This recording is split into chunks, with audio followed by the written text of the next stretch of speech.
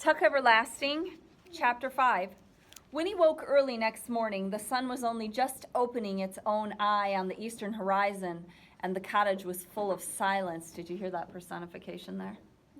Yeah. But she realized that sometime during the night she had made up her mind. She would not run away today. Where would I go anyway? She asked herself. There's nowhere else I really want to be. But in another part of her head, the dark part where her oldest fears were housed, she knew there was another sort of reason for staying at home. She was afraid to go away alone.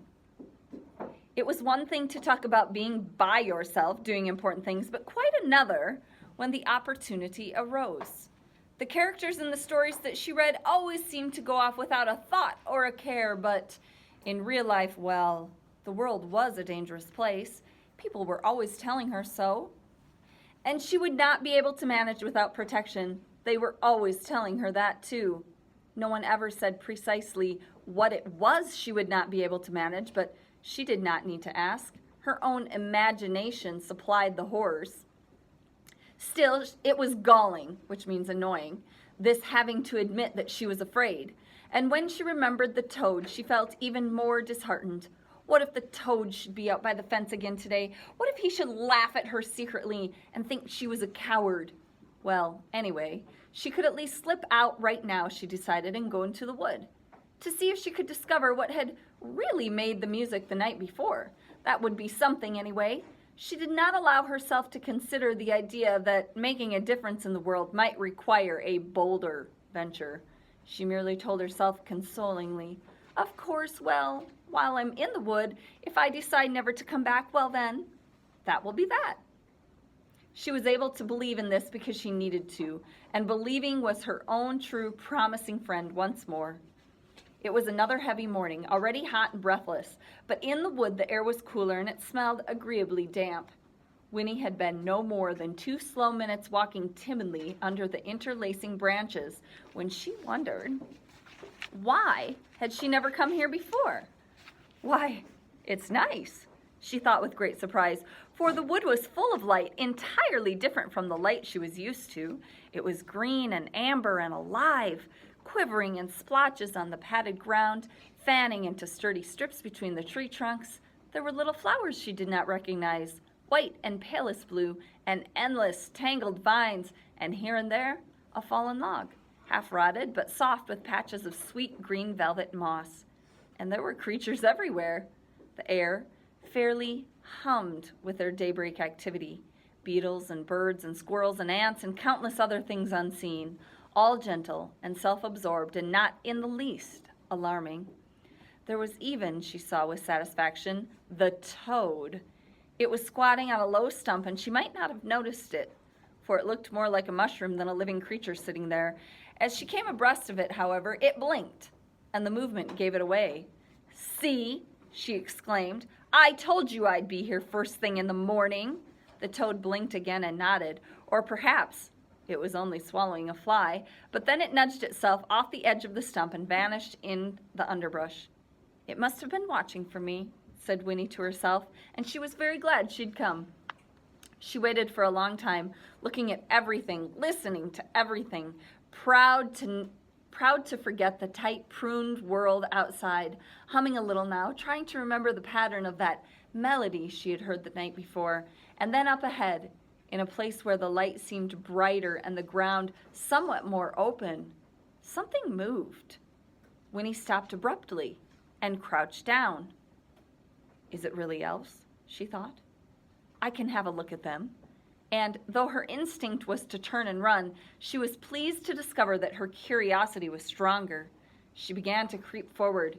She would go just close enough, she told her, just close enough to see, and then she would turn and run. But when she came near, up behind a sheltering tree trunk and peered around it, her mouth dropped open, and all thought of running away melted. There was a clearing, which means an open area, no trees, directly in front of her, at the center of which was an enormous tree thrust up, its thick roots rumpling the ground 10 feet around in every direction. So you can see the roots 10 feet around, you guys. This is a huge tree. It's probably the giant what tree?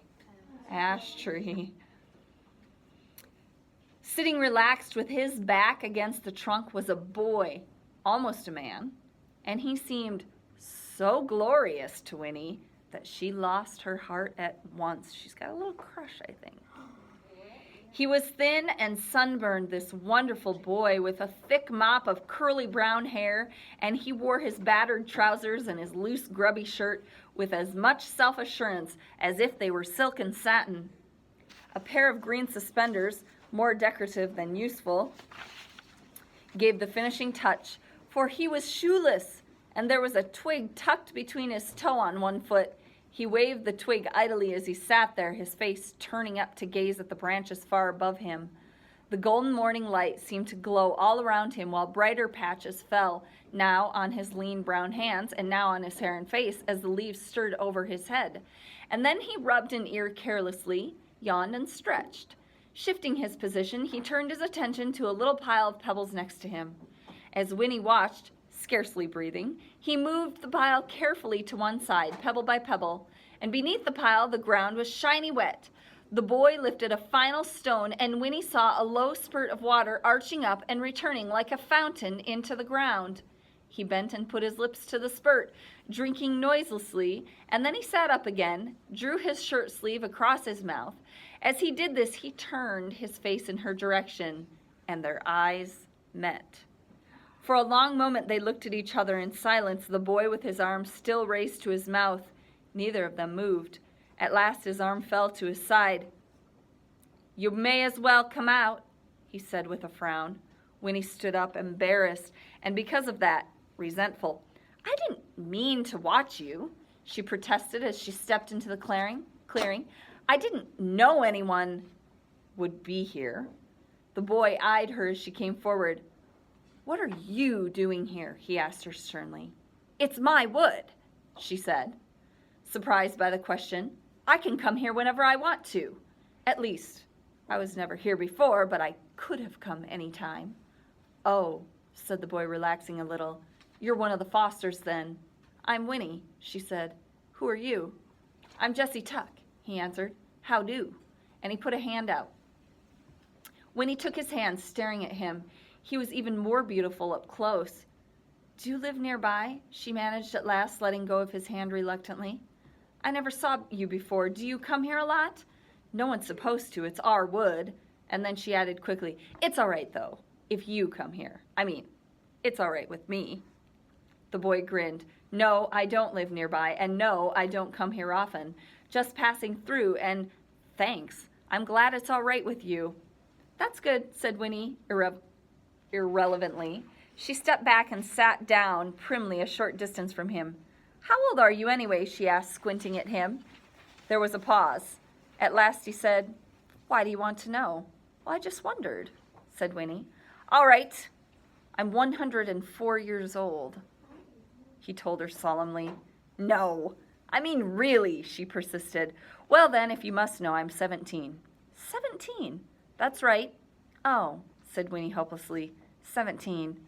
That's old." "You have no idea," he agreed with a nod. Remember, he's been living for 87 years plus the 17 years. 104. Winnie had the feeling he was laughing at her, but decided it was a nice kind of laughing. "Are you married?" she asked next. This time he laughed out loud. "No, I'm not married, are you?" Now it was Winnie's turn to laugh. "Of course not," she said. "I'm only 10, but I'll be 11 soon." "And then you'll get married," he suggested. Winnie laughed again, her head on one side, admiring him. And then she pointed to the spurt of water. "Is that good to drink? I'm thirsty." Jesse Tuck's face was instantly serious. "Oh, that, no, it's not," he said quickly. "You mustn't drink from it. Comes right up from the ground, probably pretty dirty." And he began to pile the pebbles over it again. "But you drank some," Winnie reminded him. "Oh, did you see that?" He looked at her anxiously. "Well, I'll drink anything. I mean, I'm used to it. Wouldn't be any good for you, though." "Why not?" said Winnie. She stood up. "It's mine anyway. If it's in the wood and I want some, I'm about dry as dust." And she went to where he sat and knelt down beside the pile of pebbles. "Believe me, Winnie Foster," said Jesse, "it would be terrible for you if you drank any of this water. Just terrible. I can't let you." "Well, I don't see why not, said Winnie plaintively. I'm getting thirstier every minute. If it didn't hurt you, it won't hurt me. If my papa was here, he'd let me have some. You're not going to tell him about it, are you? Said Jesse. His face had gone very pale under its sunburn. He stood up and put a bare foot firmly on the pile of pebbles. I knew this would happen sooner or later. Now what am I going to do? As he said this, there was a crashing sound among the trees and a voice called, Jesse! Thank goodness, said Jesse, blowing out his cheeks in relief. Here comes Ma and Miles. They'll know what to do. And sure enough, a big, comfortable-looking woman appeared, leading a fat old horse, and at her side was a young man, almost as beautiful, Jesse. It was May Tuck with her other son, Jesse's older brother, and at once when she saw the two of them, Jesse with his foot on the pile of pebbles, and Winnie on her knees beside him, she seemed to understand. Her hand flew to her bosom, grasping at the old brooch that fastened her shawl, and her face went bleak. Well, boys, she said, here it is. The worst is happening at last.